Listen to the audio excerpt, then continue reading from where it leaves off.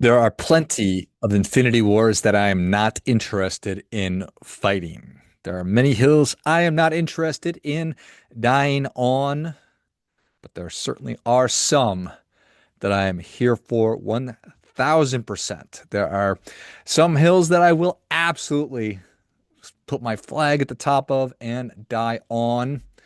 One of those hills that I will die on, one of the Infinity Wars that I happily, cheerfully join in, is that of potential. Potential, potential, potential. And what made me think of this is the World Economic Forum at Davos is currently taking place, and there's a lot of rich things to be considering going on in that small little part of the world.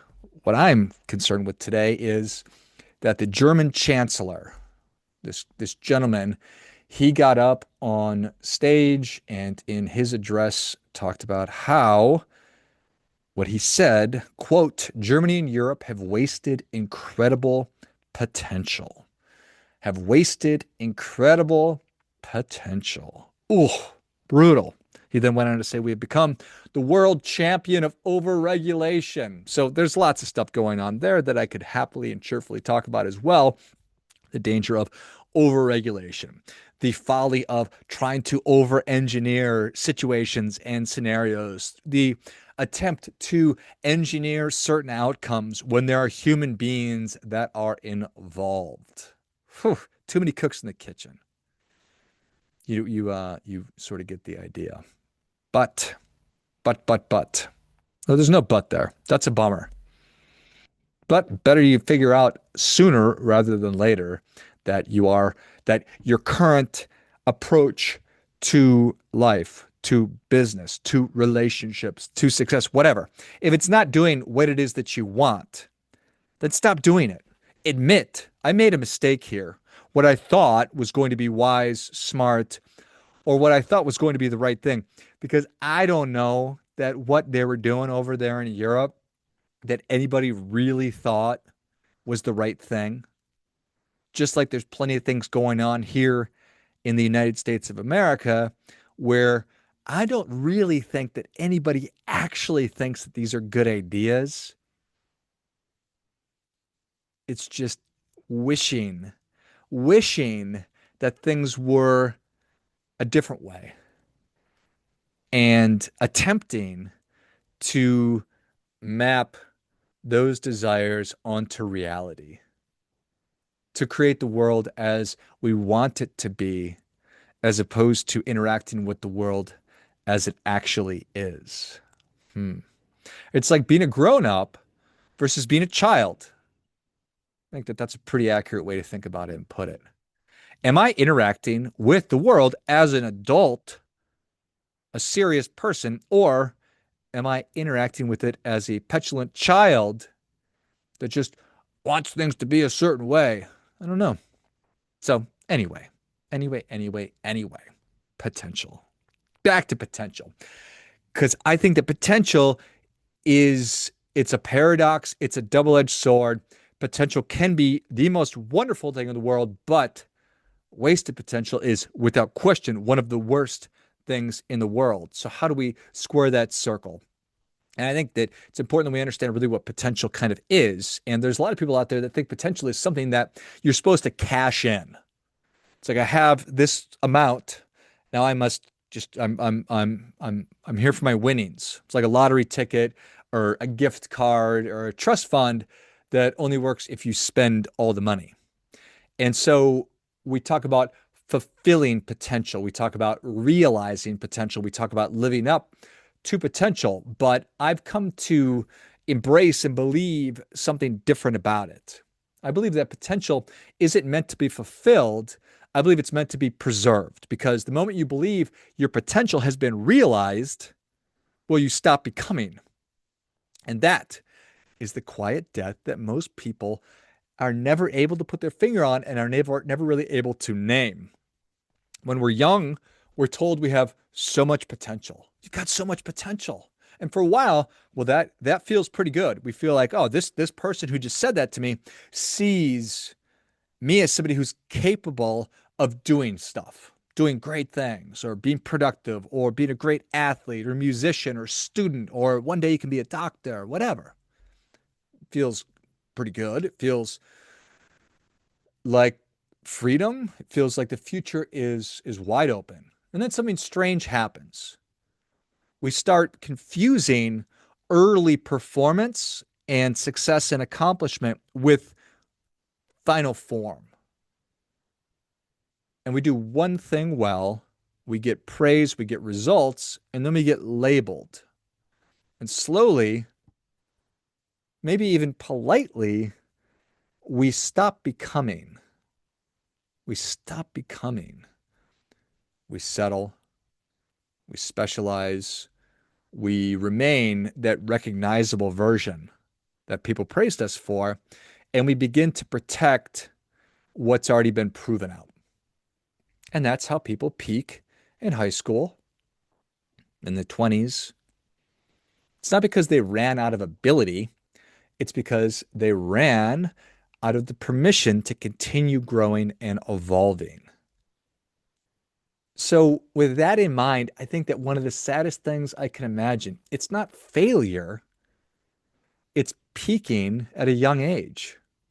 It's looking back at your life and realizing the most dangerous and expansive and alive version of me existed decades ago. Today, I'm just a shell or a shadow of that, of my former greatness. Think about Al Bundy. He was the hero of the high school football team. He scored like 10 touchdowns in a game or something like that. And he always talks about it. But you know that guy or that gal. You know who I'm talking about. But it's not really a tragedy of talent. It's more a tragedy of imagination.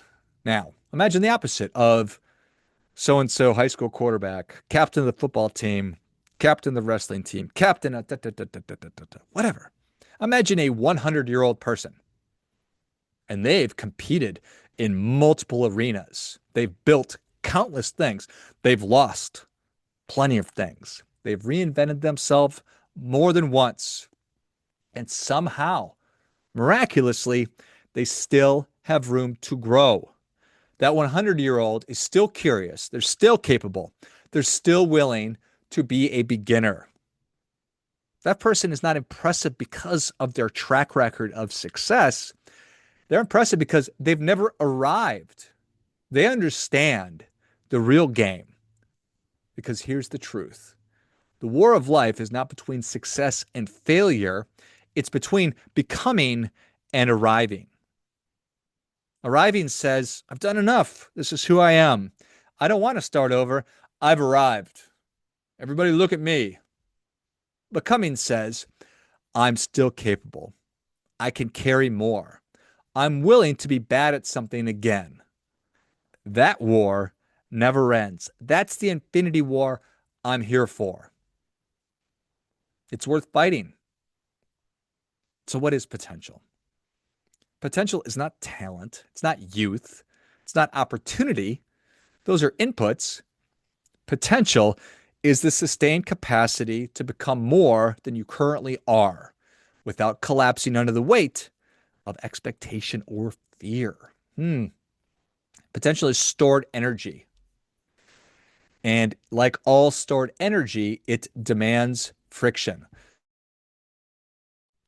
Friction is something that is without question required. And if you don't convert it into action, it doesn't stay neutral. That turns into regret. And potential only survives under certain conditions. First, capacity. It's not talent, capacity. You have to have physical capacity, mental capacity, and emotional capacity to carry that to carry that weight. Your ability to carry responsibility, to tolerate discomfort, to stay engaged when the novelty wears off. This is why discipline matters, because without capacity, desire becomes fantasy. So the second thing that's required is desire, but not wanting outcomes. It's a desire for engagement, a desire to put effort forth, for responsibility, for challenge, for that friction. So most people don't lack potential. They lack the desire to pay what potential costs. And the third thing is we have to voluntarily accept discomfort because potential does not survive in zero gravity environments. Without resistance, your muscles atrophy, your bones weaken, and your brain turns into pudding. So comfort, it's not neutral. It's corrosive and destructive. It just wears you down. Comfort is the interest rate, or rather, discomfort is the interest rate on potential. If you don't want to pay it, the account empties. Fourth, identity flexibility. This one kills more futures than failures ever could or ever will. The moment you say, that's just who I am. Ugh, God, I've always hated that. That's just the way she is. That's just the way he is. I'm like, oh my gosh. I remember being so pissed off about that when I was like 14 years old. One of the people in our group of friends, that's what they'd always say. Like, oh, that's just the way she is. And I thought that's so stupid. Like, that's not the way, like, change. If all of your friends say that's a negative characteristic that you are engaging in, that's bad behavior, just change it. You're 14 years old. Maybe just answer my own question. Stuck in their ways. That's just who you are. When you say that, you're closing the door on who you could be. That's preposterous. Rigid identities, what do they do? Preserves your ego. Flexible identities, what do those do? Those preserve potential. The people who stay young the longest are the ones willing to shed their skin. People who stay young the longest are the ones who are willing to shed their skins. Not the people who have been stuck in their ways and they just do the same stuff the same way and do that for years. That's interesting. And the last thing is time horizon. Short horizons demand closure. Long horizons tolerate incompleteness. So when somebody asks, what's the end goal? The honest answer is to keep earning the right to grow. So no, potential is not meant to be fulfilled. It's meant to be protected, preserved, renewed. Because the greatest failure is not falling short. It's deciding you're done. Potential is not meant to be fulfilled. It's meant to be preserved. That's the war. That's the Infinity War that's worth fighting for as long as you are drawing breath, as long as you are alive. Keep your potential open. Why would you want to close it off? At what age would you be done with it? Just say, F it. Fold your cards. I'm done. No more growth for me. That sounds pretty dumb, doesn't it? So why are you thinking it? Maybe you're not. A lot of people are. Keep fighting for your potential. Embrace it. Love it. Embrace the beginner's mindset. Be willing to fall flat on your face. Be willing to look silly and grow. Tolerate discomfort. Anything worth having is going to be uncomfortable. Do you know that? You know that, of course. So, in service of helping you to actually do this, because in the 10 minutes that I've been railing at you, I don't know that anything was super clear. I've created an audit for you, potential versus atrophy audit. You can click on it in the notes. I also invite you to check out my newest book. It's called The Meaningful Few, Designing a Life That Works. You can get that on Amazon. I'll link to that as well. And then we've got a lot of additional resources in that area. You can go to mymeaningfulfew.com and check out those resources as well, all in service of helping you do your part by doing your best.